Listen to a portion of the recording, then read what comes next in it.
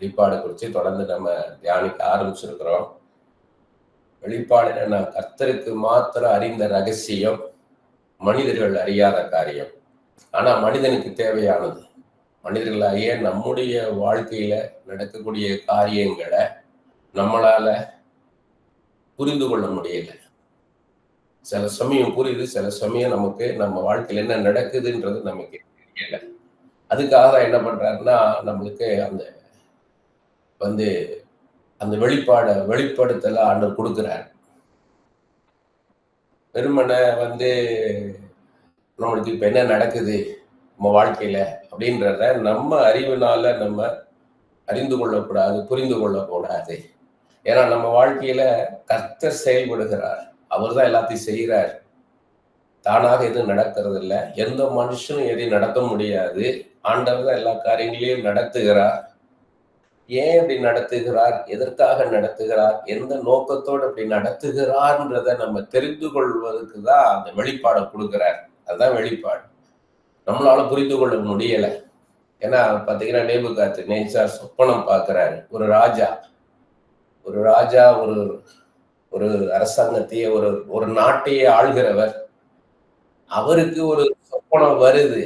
ஆனா அவரால் என்ன பண்ண முடியல, அதை அறிந்து கொள்ள முடியல, புரிந்து கொள்ள முடியல.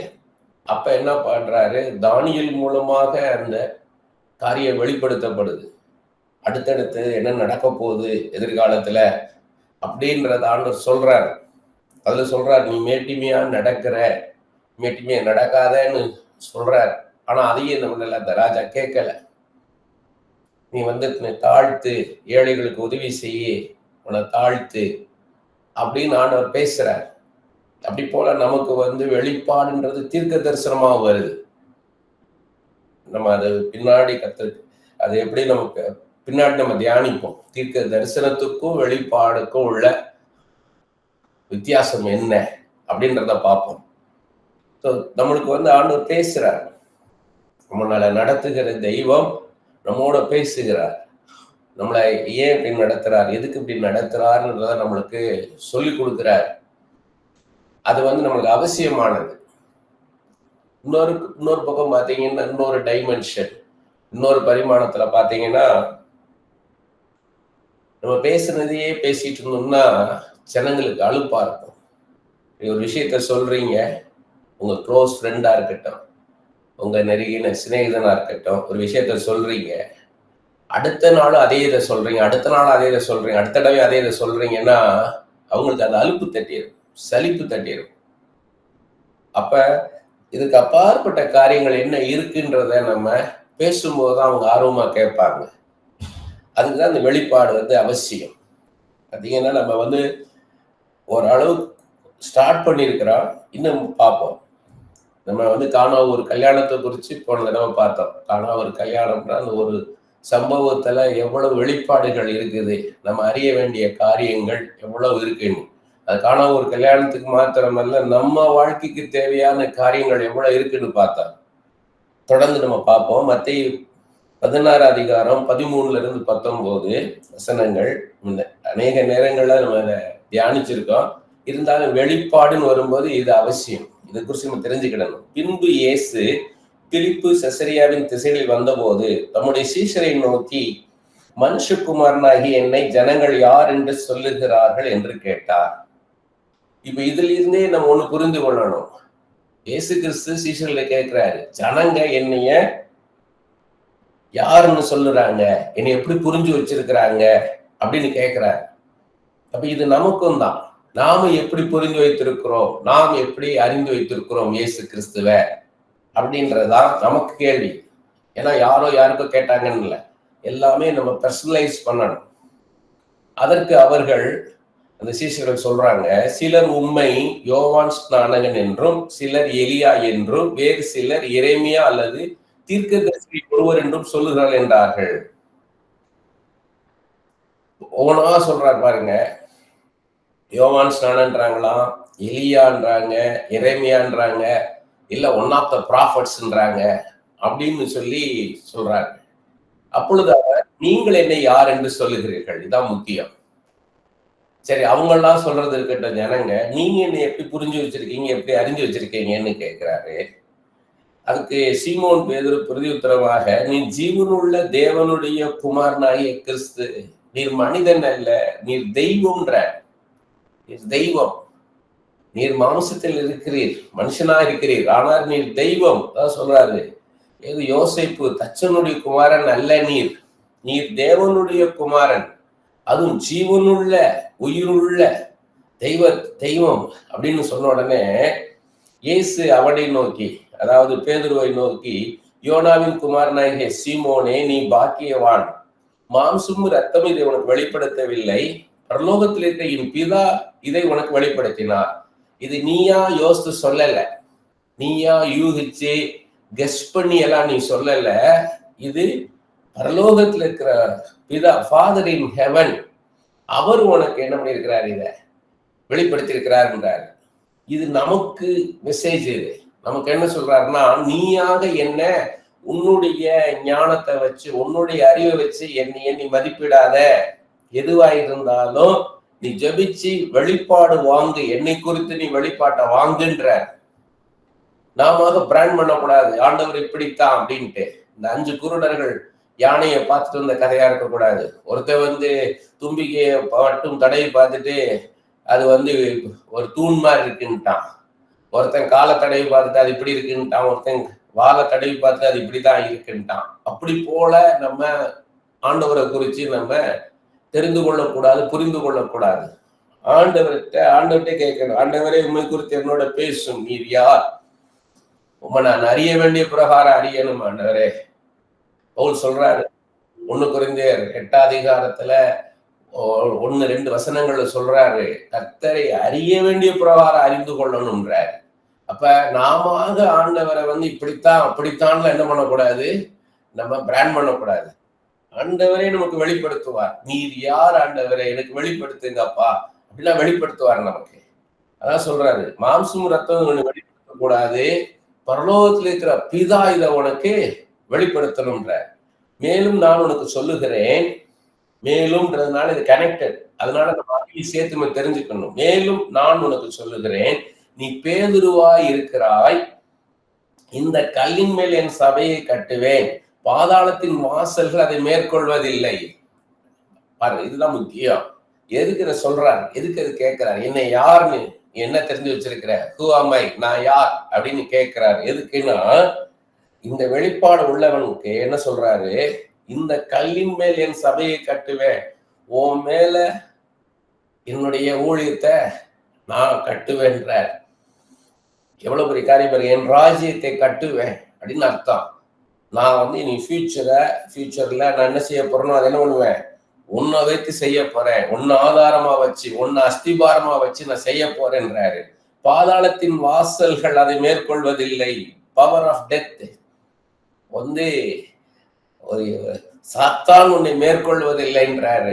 பாதாளம் உன்னை மேற்கொள்வது கிடையாது. அப்படிப்பட்ட அதிகாரத்தை உனக்கு கொடுக்க போறேன்றாரு. அதுதாங்க பரலோக ராஜ்யத்தின் திறவுகோள்களை நான் உனக்கு தருவேன். பரலோக ராஜ்யத்தின் திறவுகோள்னா, இது பரலோக ராஜ்யம், பரலோகம் இருக்குது, அதுக்கு சொல்றாரு பரலோக ராஜ்யத்தின் திறவுகோள்கள் அப்படின்னா சொல்றாரு, the keys of the kingdom of heaven அப்படின்ற என்ன சொல்றாருன்னா, பவர், அது சாவி கொடுப்பேன் அப்படின்னா என்ன, திறவுகோளை கொடுப்பேன்னா பவரை தரப்போறேன். என்ன பவர்னா, பூலோகத்திலே நீ கட்டுகிறது எதுவோ அது பரலோகத்திலும் கட்டப்பட்டிருக்கும், பூலோகத்திலே நீ கட்டவிழ்ப்பது எதுவோ அது பரலோகத்திலும் கட்டவிழ்க்கப்பட்டிருக்கும் என்கிறார். அதாவது இங்க ஒருத்தர் சுகவீனமா இருக்கிறான் அப்படின்னா, சுகம் உண்டாவதாக பேதுரு சொன்னார்னா பரலோகத்துல இருந்து அது செய்யப்படும். இந்த கடன் பிரச்சனை இவங்களுக்கு தீர்வதாக, இன்றைக்கு ஒரு வருமானம் இவங்களுக்கு உண்டாவதாக அப்படின்னா பரலோகத்திலிருந்து அது உண்டாகும். இவருடைய வாய்ஸுக்கு, இவருடைய சொல்லுக்கு பரலோகத்திலிருந்து அது நடத்தப்படும். பேதுரு ஒன்று சொன்னார்னா அப்படியே அது பரலோகத்திலிருந்து ஆண்டவர் செய்வார். எவ்வளவு பெரிய கிருபை, பாக்கியம் பாருங்க. அப்ப இந்த சிலாக்கியம் எப்படி கிடைக்கிது அவருக்குன்னா, இந்த வெளிப்பாடு அவரை குறித்து சரியாக அறிந்து கொள்ளுகளிடத்துலதான் இந்த பவரை நான் தருவேன்ற. எல்லாருக்கும் கிடையாது இது.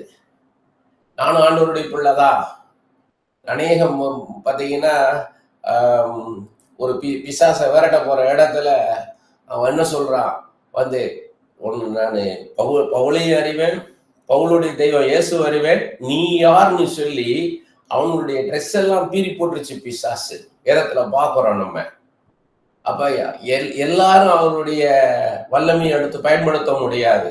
அவர் சிலருக்கு இந்த அதிகாரத்தை கொடுக்கிறார், அது எல்லாருக்கும் தான் உண்டு. ஆனா அதுக்கு தகுதி என்னன்னா, அவரை சரியாக அறிந்து கொண்டவனுக்கு தான் அந்த அதிகாரத்தையும் அந்த வல்லமையும் தரார். நான் வணங்குகிற தெய்வம் யார், நான் விசுவாசித்த தெய்வம் யார், இது தேவ சித்தமா? ஒரு முறை இங்க வல்லமையாக ஆண்டவரால் பயன்படுத்தப்படுகிற ஒரு பாத்திரம், நல்ல ஒரு தீர்க்கதரிசி, நல்ல ஒரு பவர்ஃபுல் ப்ராஃபட். அவர் அற்புதமான அடையாளங்கள் நடக்கும். அவரு ஒரு விசை சுகவீனமாயிட்டார், ரொம்ப ஹெல்த் இதாயிட்டே போகுது, அவருக்கு பலவீனமாயிட்டே போறாரு. அப்ப வெளிநாட்டுல இருந்து ஒரு தீர்க்கதரிசி இங்க வந்திருந்தார் சென்னைக்கு. அவர்கிட்ட இவர் போய் பார்த்து, நீ நல்லா இருப்ப, நீ சுகமா இருப்பேன்னு ஒரு வார்த்தை சொல்லும்னு கேட்கிறாரு. சொல்லல அவரு. நான் நினைச்சேன் கடின இதயம் உள்ளவரோ அப்படின்னு நினைச்சேன். ஏன்னா ஆண்டவர் அவருக்கு நியமித்த ஓட்டம் முடிஞ்சிச்சுன்றது அவர் தெரிஞ்சுக்கிட்டார், சொல்ல மாட்டேன்ட்டார். நீ நல்லா இருப்ப, நீ சுகமா இருப்ப, நான் நீடிய ஆயுஷ் நாட்களோட உண்டுன்னு ஒரே ஒரு வார்த்தை சொல்லுன்னு கேட்கிறாரு. இவர் சொல்லல. பாத்தீங்கன்னா அவர் போயிட்டாரு வெளிநாட்டுக்கு, இவர் இறந்துட்டார். அப்ப அதான் முடிவு. அப்ப ஆண்டவர் வந்து அந்த பவரை யார் கொடுக்குறாரோ அதை சரியா யூஸ் பண்றவங்கள்ட்ட தான் அந்த பவரை கொடுக்குறாரு. எல்லாத்துட்டையும் கொடுக்கறது இல்லை, அவங்க இஷ்டம் போல பயன்படுத்துறவங்கள்ட்ட கொடுக்கறது இல்லை. ஏன்னா அவங்க பாக்குறாங்க, ஒருத்தரை பார்க்கும்போது ஆண்டவங்கள்ட்ட பேசுறாரு, அதான் வெளிப்படுத்துறாரு, இவங்களுடைய காலம் முடிந்தது. அப்ப நம்ம வந்து என்ன பண்ண முடியாது, அந்த அத்தாரிட்டி எடுத்துட்டு நம்ம வந்து நீங்க இருப்பீங்க, நல்லா இருப்பீங்க, உங்களுக்கு மரணம் கிடையாதுன்னு நம்ம சொல்ல முடியாது. ஃபுல் கண்ட்ரோல் அவர்கிட்ட இருக்குது, நம்ம ஒன்றும் சொல்ல முடியாது. நீங்க நல்லா இருப்பீங்க அப்படி சொல்ல முடியுமா? உங்களுக்கு டெத்து கிடையாதுன்னு ஆண்டவர் முடிவு பண்ணிட்டாருன்னா அவ்வளவுதான், அதுக்கு ஒன்றும் பண்ண முடியாது. ஒரு சகோதரி ரொம்ப சுவீனமா இருந்தாங்க, அவ்வளவுதான் டெத்து தான் அப்படின்ட்டாங்க. அப்ப நான் ஜெபம் பண்ணேன், சுகமாயிட்டாங்க, நல்லா இருந்தாங்க.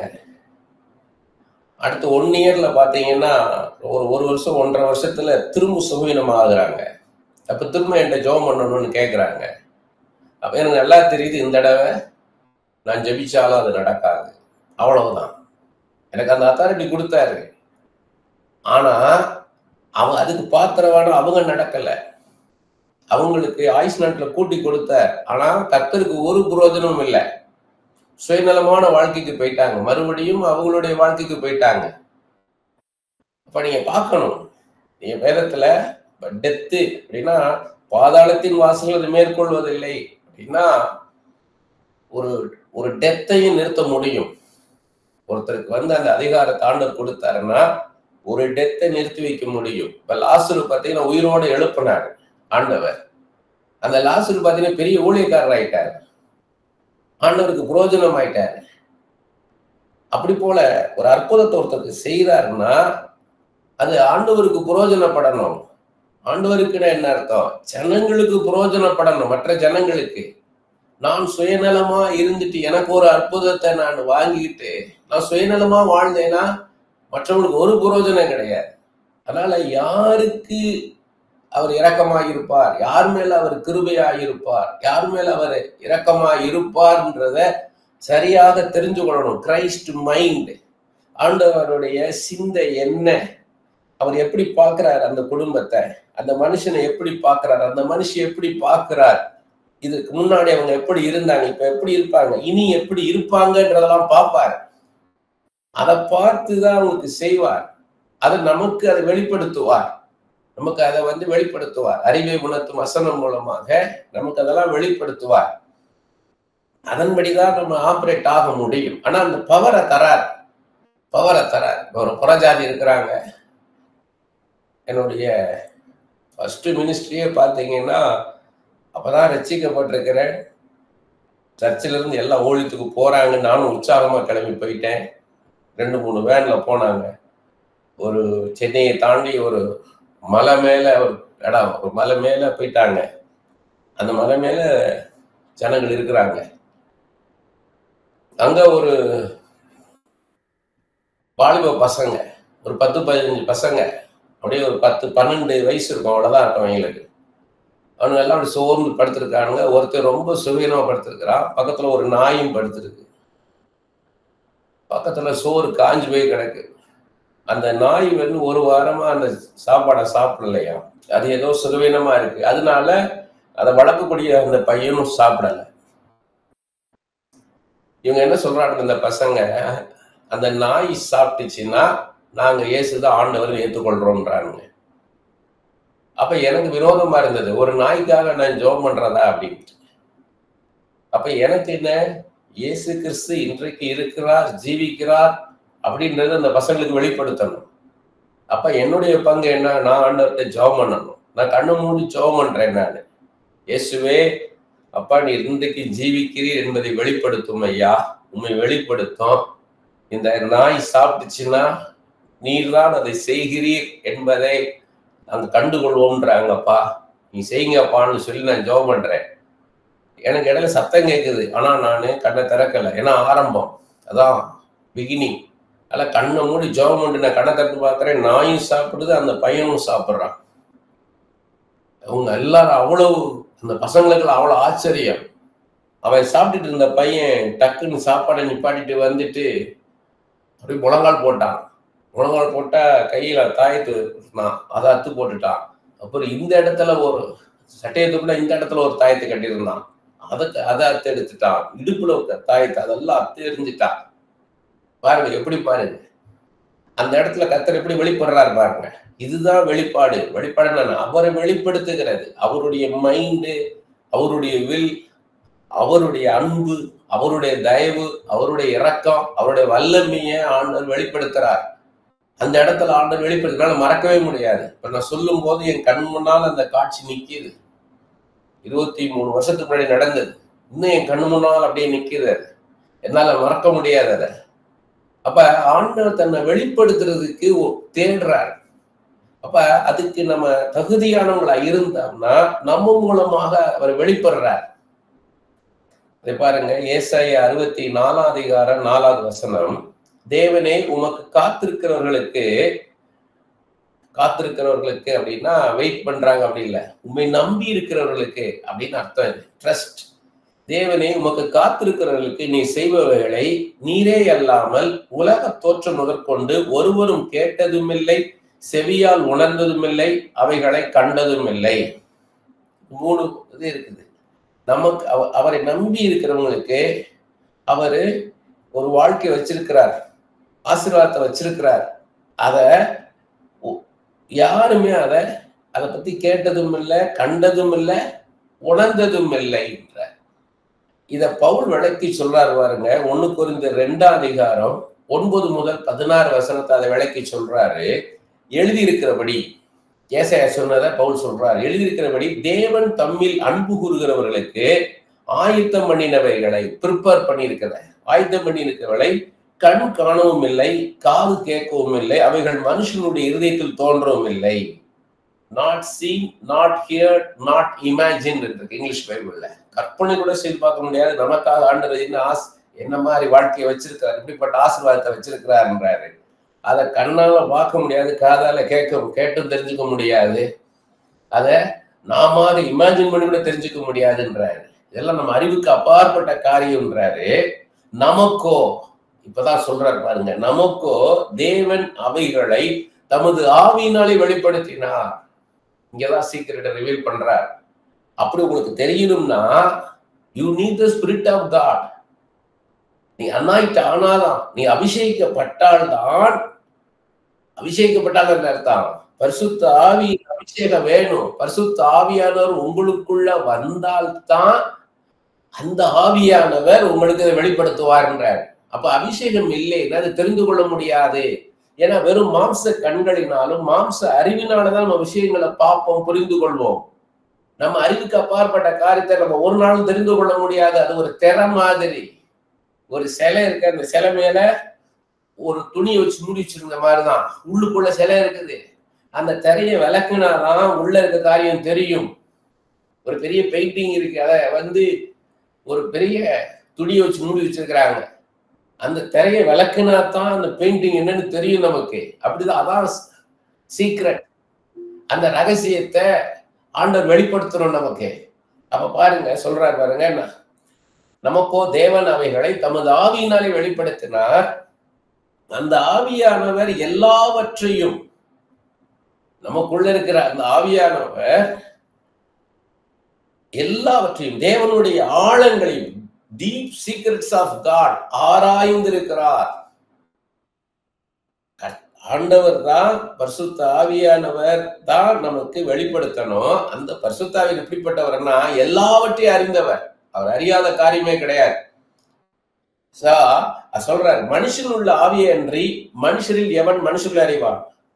இதை புரிந்து கொள்ளணும். மனுஷன் உள்ள ஆவியை அன்றி மனுஷரில் எவன் மனுஷர்களை அறிவான்னா, நமக்குள்ள இருக்கிற காரியம் நம்மையே ஆராய்ந்து பார்ப்போம்.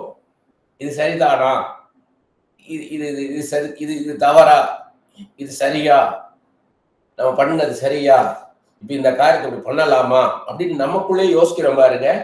நம்ம அறிவுல யோசிக்கிறோம், ஆனா நமக்குள்ள தோணும் இது சரியில்லை, இது கரெக்ட்னு சொல்லி. அதான் சொல்றாரு, நமக்குள்ள ஒரு ஆவி, மனுஷனுள்ள ஆவி என்று மனுஷரில் எவன் மனுஷருக்கு அறிவான், அப்படி போல தேவனுடைய ஆவி அன்றி ஒருவனும் தேவனுக்குரிய அறிய மாட்டான்.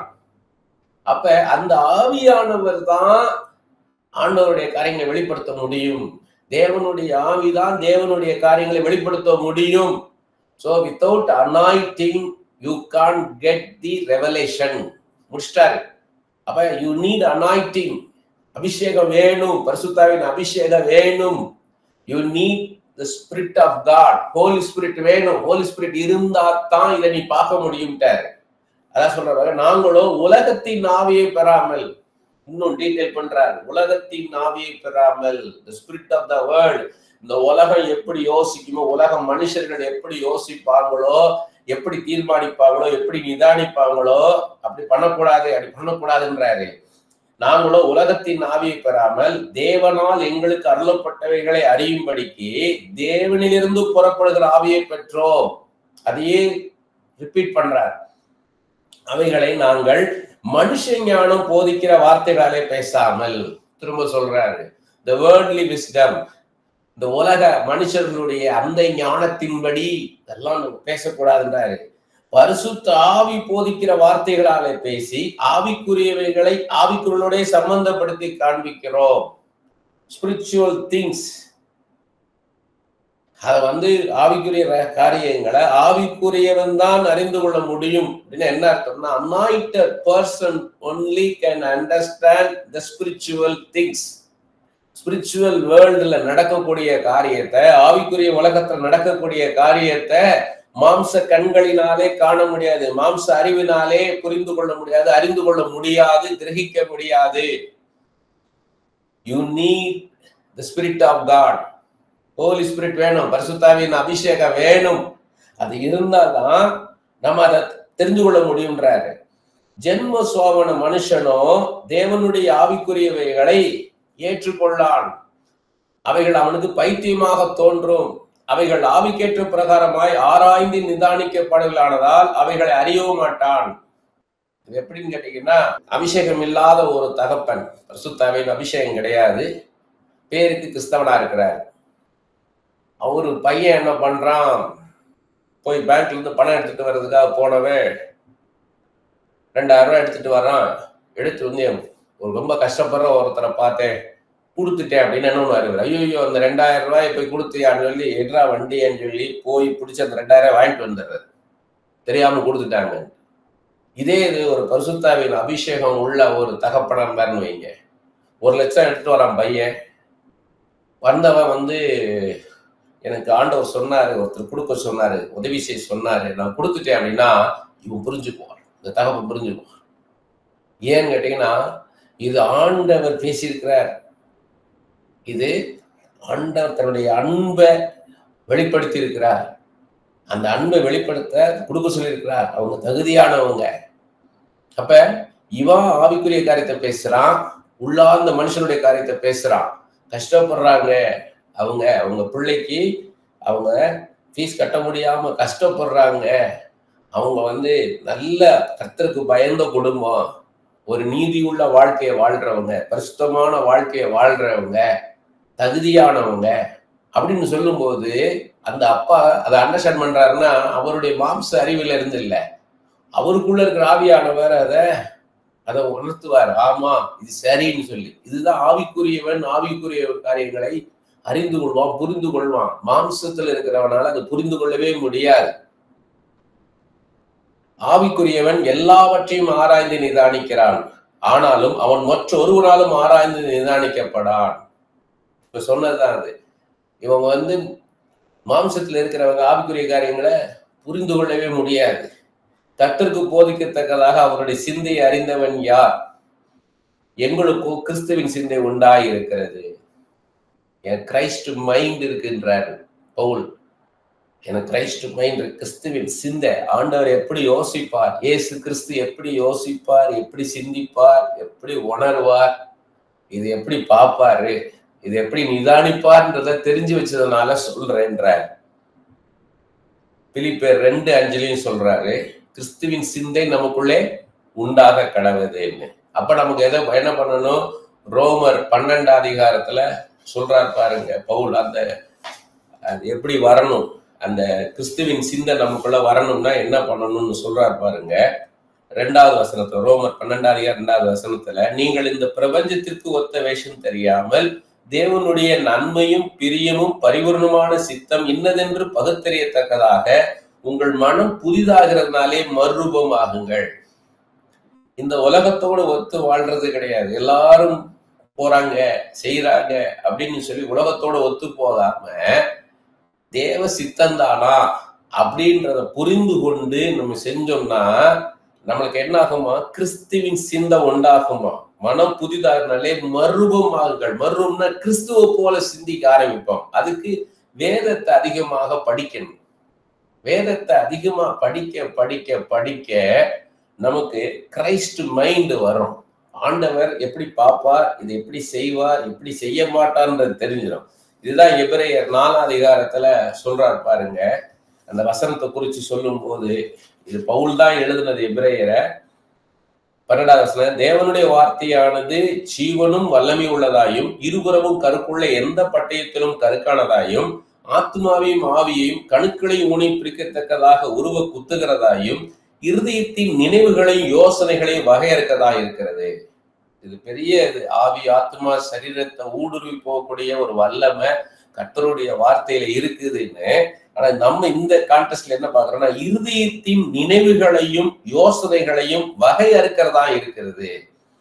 நம்ம என்ன நினைக்கிறோம், இது கிறிஸ்துவின் சிந்தைக்கு ஒத்து இருக்குதா, நம்ம என்ன உணர்றோம், இது கிறிஸ்துவின் உணர்வுக்கு ஒத்து இருக்குதா அப்படின்றத இந்த வசனம் நமக்கு காமிச்சு கொடுக்கும்ன்றார். அப்ப இது தேவ சித்தந்தானான்னு தெரிஞ்சு செய்யும் போது நமக்கு கிரைஸ்ட் மைண்ட் வந்துடும். அதான் சொல்றாரு. அப்புறம் சொல்றாரு பாருங்க, ரோமர் 11 33, 34 தேவனுடைய ஐஸ்வர்யம் ஞானம் அறிவு என்பவர்களை நாளும் எவ்வளவா இருக்கிறது. ரிச்சஸ், தேவனுடைய ஐஸ்வர்யன்றது அவர் வைத்திருக்கிற காரியங்கள். அவருக்கு சொத்து இவ்வளவு இருக்குன்னு, இவ்வளவு நல்லா இருக்குது, இவ்வளவு இம்மூவபிள் ப்ராப்பர்ட்டி இருக்குது, இவ்வளவு மூவபிள் பார்ட்டி இவ்வளவு இருக்குது, இவ்வளவு லிக்விட் கேஷ் இவ்வளவு இருக்குது, கோல்டு இவ்வளவு இருக்குன்னு. ஆனா ஆண்டவருடைய ஐஸ்வர்யம் எவ்வளவா இருக்கின்றார். அவருடைய ஞானம், அவருடைய அறிவு, அவருடைய நியாய தீர்ப்புகள் அளவிடப்படாதவைகின்றார். ஒரு வெர்ஷன்ல போட்டிருக்கு வெரி கிரேட்னு போட்டிருக்குது. இன்னொரு பைபிள் போட்டிருக்கு நோ எண்ட்னு போட்டிருக்கு, நோ லிமிட். அவருடைய வழிகள் ஆராயப்படாதவைகள். அவர் எப்படி நடத்துவார்ன்றதெல்லாம் யாராலையும் அறிந்து கொள்ள முடியாதுன்றார். கர்த்தருடைய சிந்தையை அறிந்தவன் யார், அவருக்கு ஆலோசனைக்காரனா இருந்தவன் யார்? அவங்களுக்கு கிரைஸ்ட் மைண்ட் அவசியம்ன்றத சொல்றாரு. அவர் சிந்தை சிந்திக்கிறார். அவர் என்ன யோசிக்கிறார் அப்படின்றத யாரால் அறிய முடியும்? என்ன சொல்றாரு அந்த 1 கொரிந்தியர் 2:16 எங்களுக்கும் கிறிஸ்துவின் சிந்தை உண்டாகி இருக்கிறது. அப்ப அதிகமாக நீங்க பைபிளை படிக்கும் பொழுது உங்களுக்கு கிரைஸ்ட் மைண்ட் தெரிஞ்சிடும். எப்படி ஒருத்தர் நடத்துறாரு, ஏன் அப்படி நடத்துறாரு அப்படின்றது தெரிந்து கொள்ளலாம். மோசே ஏன் திக்குவாயும் மந்தனாவுமா வச்சாரு? மோசே நல்லா வாக்கு வல்லவனா வச்சிருக்கலாமே, நல்லா சாதுரியமா நல்லா பேசக்கூடிய ஒரு ஆளா வச்சிருக்கலாமே, ஏன் திக்குவாயு மந்தனாமா வச்சிருந்தாரு? பவுலை ஏன் வந்து கிறிஸ்தவர்களை துன்புறுத்துறவரா இருந்தார்? ஸ்தேவானை கொல்லும் போது கூட நின்று பார்த்தாரு. அப்படியெல்லாம் நடத்தி கடைசிதான் தமஸ்குல வந்து பிடிக்கிறாரு. ஏன் முதல்லயே பவுலை பிடிச்சி கொண்டாந்துருக்கலாமே? இன்னும் சொல்ல போனா அந்த 12 சீஷர்களோட கூட பவுலையும் வச்சிருக்கலாமே. பேதுருவோட, மத்தையோட, அப்போஸ்தலன் யோவானோட, தோமாவோட பவுலையும் வச்சிருக்கலாமே அப்படின்றதெல்லாம் நம்மளுக்கு தோணும். அப்ப நீங்க பைபிள் அதிகமா படிச்சீங்கன்னா ஆண்டவர் இதெல்லாம் உங்களோட பேசுவார். ஏசாயா 40:13-14 பாருங்க. கர்த்தருடைய ஆவியை அளவிட்டு அவருக்கு ஆலோசனைக்காரனா இருந்து அவருக்கு போதித்தவன் யார்? ஆண்டவருடைய அந்த அனந்த ஞானம், அந்த அறிவு, அளவற்ற அந்த அறிவு ஞானம் இருக்கிறவருக்கு அவருக்கு போய் டைரக்ஷன் கொடுக்கறது யார் சொல்ல முடியும்? அவருக்கு போய் ஆலோசனை இப்படி செய்யுங்க அப்படி செய்யுங்கன்னு யார் சொல்ல முடியும்ன்றாரு. தமக்கு அறிவை உணர்த்தவும், தம்மை நியாய வழியிலே உபதேசிக்கவும், தமக்கு ஞானத்தை கற்றுக் கொடுக்கவும், தமக்கு விவேகத்தின் வழியை அறிவிக்கவும் அவர் யாரோட ஆலோசனை பண்ணினார்? அவர் யார்கிட்ட ஞானத்தையும் அறிவையும் விவேகத்தையும் கத்துக்கிட்டாரு? அவருக்கு போய் யார் சொல்ல முடியுன்றார்? அவ்வளவு அளவற்ற ஞானம் உள்ளவர். அப்ப இதுல என்ன ரெவலேஷன் அப்படின்னு கேட்டீங்கன்னா, நிறைய பேர் நம்ம அவருக்கு டைரக்ஷன் கொடுக்குறோம். ஆண்டவரே எனக்கு இந்த காரியத்தை வாக்கி செய்யுங்க, இந்த வழியை திறந்து விடுங்க, இந்த வேலையில கிடைக்க செய்யுங்க, இதை தடை பண்ணி போடுங்க. அது வந்து நம்ம என்ன பண்றோம்? அவருக்கு டைரக்ஷன் கொடுக்குறோம், இப்படி செய்யுங்க அப்படி செய்யுங்க. அவர் நமக்கு சொல்லணும், நம்ம கேட்கணும். ஆண்டவரே நான் என்ன செய்யணும்? பவுல் கேட்கிறார், நான் என்ன செய்ய சித்தமாய் இருக்கிறேன், நான் என்ன செய்யணும் ஆண்டவரே சொல்லுங்கன்னு கேட்கிறார். அதான் ஞானம். அப்பதான் ஆண்டவர் வெளிப்படுத்துவாரு, இந்த காரியத்தை செய், இப்படி செய்யுன்னுவாரு. நான் வந்து எல்லாரும் செய்யற மாதிரி நானும் போனேன்னு வைங்க. ஏன்னா ஆண்டவர் வந்து நான் ஊழியம் பண்ணிட்டு இருக்கலாம், ஆனா ஆண்டவர் சொல்ற மாதிரி ஊழியம் செஞ்சாதான் சிறப்பாக இருக்கும். ஒரு பையன் காலேஜுக்கு போறான், ஸ்கூல் முடிச்சு, அவன் எந்த பிரான்ச்ல போகணும், எந்த துறையில போனா சரியா இருக்குன்னு ஆண்டவர்கிட்ட கேட்கணும். அப்ப ஆண்டவர் சொல்லுவாரு. ஏன் தேவ சித்தத்தை தெரிந்து கொள்ளணும்? தேவ சித்தத்துக்கு வெளிப்பாடு ஏன் அவசியம் கேட்டீங்கன்னா, இன்னைக்கு அந்த பையன் வந்து ஒரு இதுல இன்ட்ரெஸ்டா இருப்பான். பாத்தீங்கன்னா எல்லாம் டேட்டா ப்ராசஸிங் போனாங்க கொஞ்சம் வருஷங்களுக்கு முன்பா. எல்லாம் டேட்டா ப்ராசஸிங் படிச்சாங்க எல்லாருமே. ஆனா இன்னைக்கு என்ன ஆயிடுச்சு? ஏஐ வந்து அந்த இடத்த பிடிச்சிருச்சு. ஆர்டிபிஷியல் இன்டெலிஜென்ஸ் அது ஈஸியா பண்ணுது. இவங்க உட்காந்து இவங்க மணிக்கணக்கா பண்றத அது சில செகண்ட்ஸ்ல, சில நிமிஷங்கள்ல பண்ணுது. அது ஷார்ட்டா டக்குன்னு பண்ணுது. அப்ப என்ன பார்ப்பான் கம்பெனியில எடுக்கிறவன் வந்து, அப்ப எனக்கு ஆர்டிபிஷியல் இன்டெலிஜென்ஸ்லயே செஞ்சுக்கலான்னு போயிடுவான். அப்ப நம்ம என்ன பண்ணணும்? அப்ப எதை படிச்சா சரியா இருக்குன்னு ஆண்டவர்கிட்ட போய் கேட்கணும்.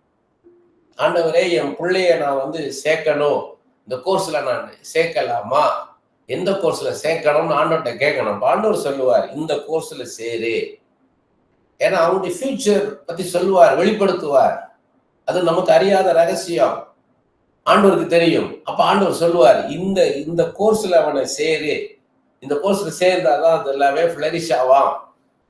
ஏன்னா அவன் மைண்ட் கிரியேட்டிவ் மைண்டு, அவன் ரைட் பிரெயின் பர்சன், அவன் வந்து எமோஷனல் கோஷன்ட் உள்ள பையன், அவன் எல்லாமே ஃபீல் பண்ணி பண்ணக்கூடியவன், கிரியேட்டிவா பண்ணக்கூடியவன், இமேஜின் பண்ணக்கூடியவன், திங்க் பண்ணக்கூடியவன், ஃபீல் பண்ணி பண்ணுவான், எல்லாமே ஃபீல் பண்ணி பண்றவன்.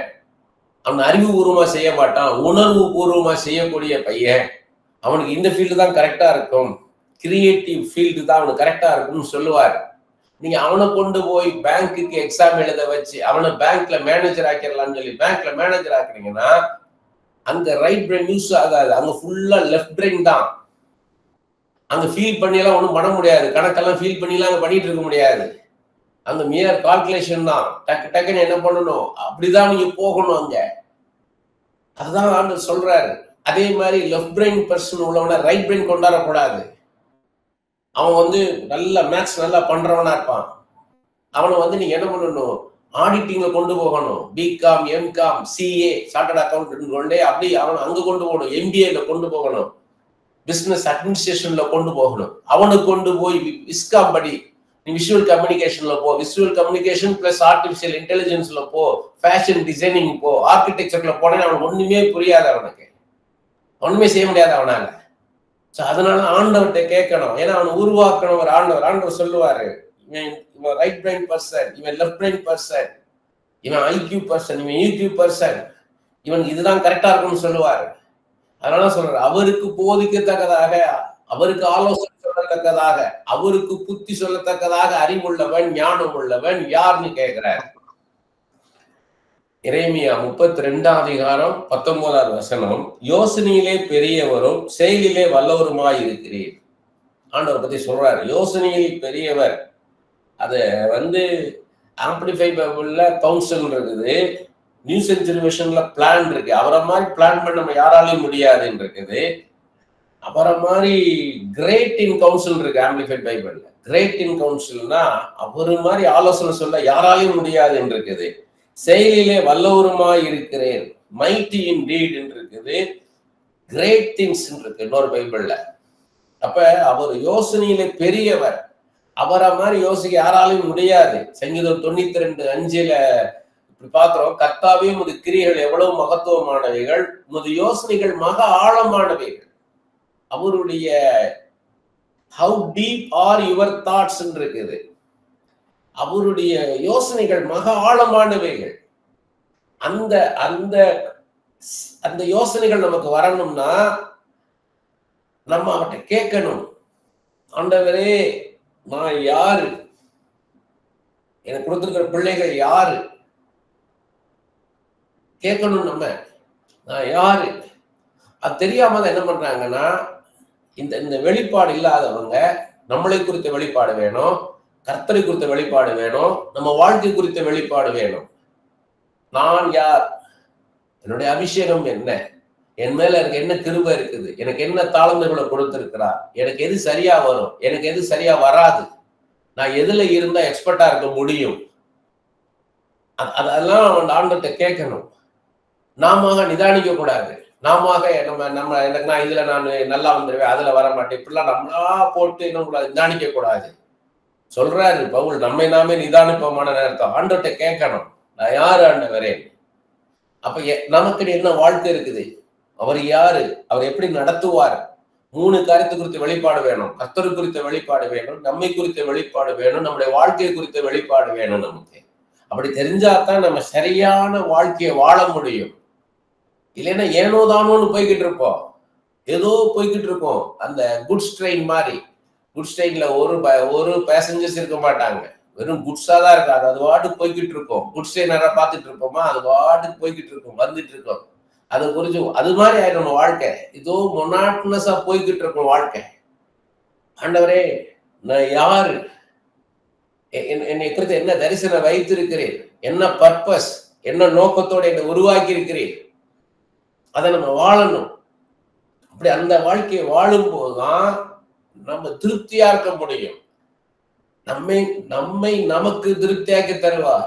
நீதிமொழிகள் 14:14 நம்மளை நல்லவங்களாக்கி நம்மை நமக்கு திருப்தியாக்கி தருவாரு. நாட்டில் ஏன் இப்படி நடக்குது, ஏன் இது சரியா வரல, ஏன் இங்க தடை வருது, நம்ம அறிவினால புரிந்து கொள்ள முடியல. ஆனா கர்த்தருக்கு தெரியும். கர்த்தர்ட்ட கேட்டா சொல்லுவாரு, இது ஏன் இது தடைப்படுது, ஏன் இது நீண்ட காலம் ஆகுது.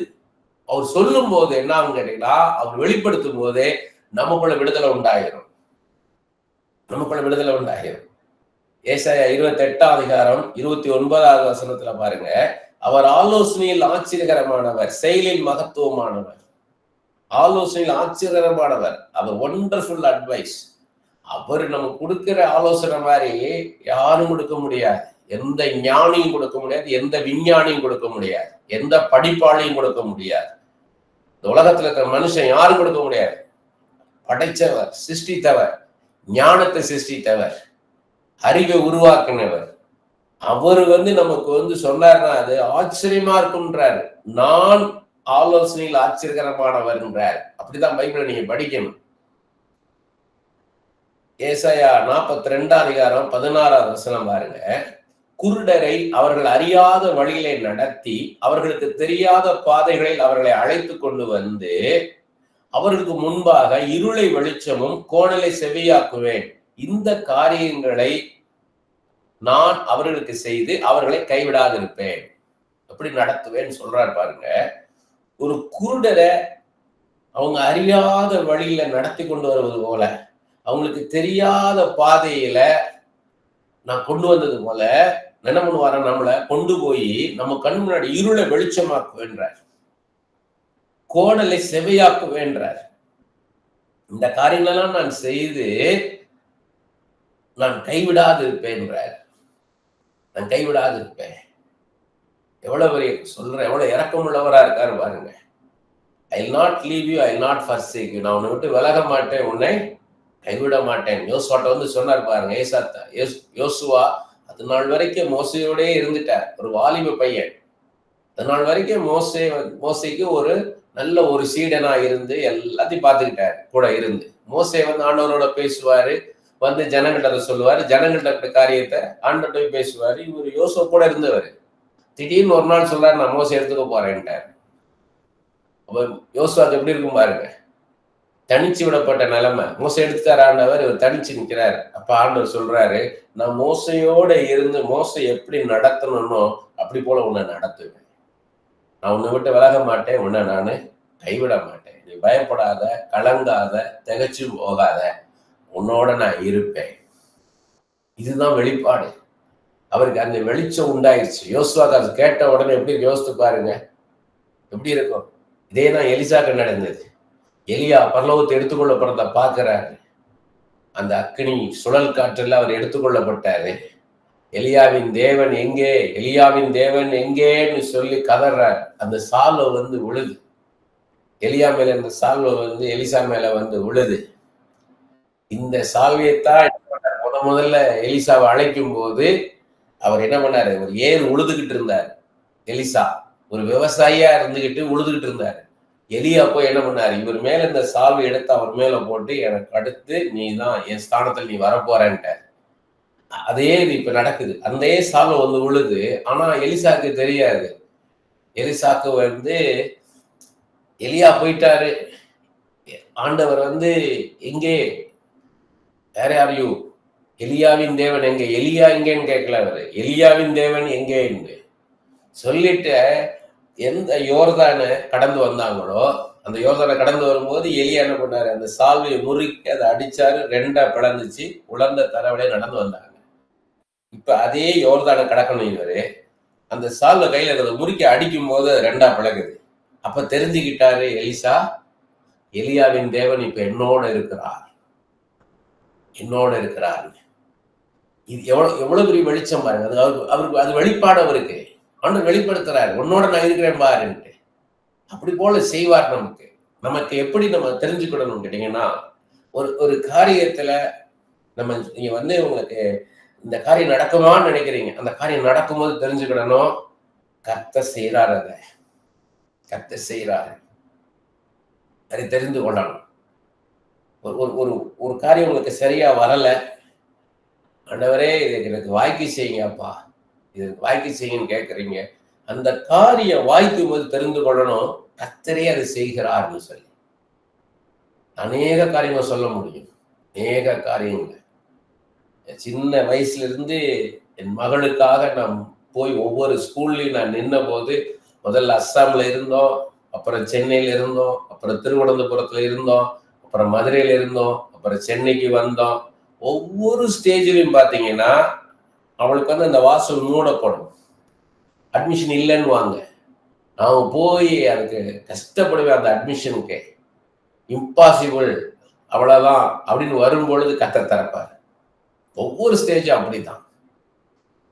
அப்ப நான் டெய்லி நாங்க ஜெபம் பண்ணும்போது, ஆண்டவரே ஒவ்வொரு காரியத்தையும் சொல்லி, இதுல வாசலை திறந்தீரே, இதுல மூடப்பட்ட வாசலை திறந்தீரே, இதுல மூடப்பட்ட வாசலை திறந்தீரே, நன்றி ஐயா. அவர் அன்பு, அவருடைய இரக்கம், அவருடைய தயவு, அவருடைய கிருபை அது எவ்வளவா இருக்குது அப்படின்னு நான் சொல்றேன்னா, அது வசனம் கிடையாது, வாழ்க்கை தான் வெளிப்பாடு. கர்த்தர் உங்களுக்கு செய்யற காரியங்களை யோசித்து பார்க்கணும். நீங்க அந்த அந்த நேரில் வாழ்க்கை செய்யற பாருங்க, நான் மறக்க முடியாது. ஒரு கேன்சர் பேஷண்ட், அந்த பல வருஷம் முன்னாடி நடந்தது. கேன்சர் பேஷண்ட் இங்க இருந்து ரொம்ப தூரம், அந்த தூரம் அவருக்கு போய் நான் சாயங்காலம் ஒரு 7 மணிக்கு போய் உட்காந்தேன்னா ராத்திரி 12 மணி வரைக்கும் உட்காந்து ஆண்டவரை பத்தி பேசுவேன், ஜெபம் பண்ணுவேன். எல்லாம் சுத்தி வர ஒரு 10-15 பேர் இயேசு அறியாதவங்க உட்கார்ந்து இருப்பாங்க. அவர் மட்டும்தான் கிறிஸ்தவர், இது எல்லாருமே கிறிஸ்துவ அறியாதவங்க. அதனால பைபிள்ல இருந்து நிறைய காரியங்களை எடுத்து பேசி ஜெபம் பண்ணிட்டு வருவேன். பாத்தீங்கன்னா ஒரு நாள் வரேன் நான், அந்த ராத்திரியில எனக்கு ஆட்டோவை கேட்ட ஆட்டோ அவங்க கேட்குற காசுக்கு எனக்கு கொடுக்க முடியாது, அவ்வளவு அதிகமா காசு கேட்கறாங்க. நான் அப்படியே நடந்து வந்துகிட்டே இருக்கேன். திடீர்னு ஒரு பஸ் வந்து நிக்குது. அந்த பஸ் பாத்தீங்கன்னா லைட் எல்லாம் போட்டு சிட்டி பஸ். அந்த ராத்திரி 12 மணிக்கெல்லாம் பஸ் அப்படியெல்லாம் வர்றதுக்கான வாய்ப்பே கிடையாது. நைட் பஸ் எல்லாம் கிடையாது. அப்ப ஏறுங்க சார்ன்றாங்க அந்த கண்டக்டர். நான் மட்டும்தான் பஸ்ல, வேற யாரும் கிடையாது. டிரைவர், கண்டக்டர், லைட் எல்லாம் போட்டிருக்கு. அப்ப நான் அந்த கண்டக்டர் கேட்டேன், இந்த நேரத்துல எப்படி பஸ் வருதுன்னா, இல்ல சார், இது நாங்க அண்ணா நகர்ல நிப்பாட்டலான்னு போனோம், ஆனா இது திருவான்மியூர் டெப்போ வண்டி, நீங்க திருவான்மியூர் கொண்டு போங்கன்ட்டாங்க. நாங்க வண்டி எம்டியா ஓட்டக்கூடாது, கவர்மெண்ட் ரூல் அது, அதனால நாங்க பேசஞ்சர் ஏற்றி தான் போகணும். நாங்க லைட் எல்லாம் ஆஃப் பண்ணிட்டு வெறுமனே எம்டியா நாங்க ஓட்டக்கூடாது, அது ரூல். எனக்கு அது சாதாரணமான காரியம் கிடையாது. கர்த்தர் செஞ்ச காரியம் இப்படித்தான் வெளிப்படுத்துவார். இதுதான் வெளிப்பாடுன்னு அவருடைய அந்த எவ்வளவு பெரிய தெய்வம், அவரால் என்ன செய்ய முடியும்ன்றதை வெளிப்படுத்துறார்.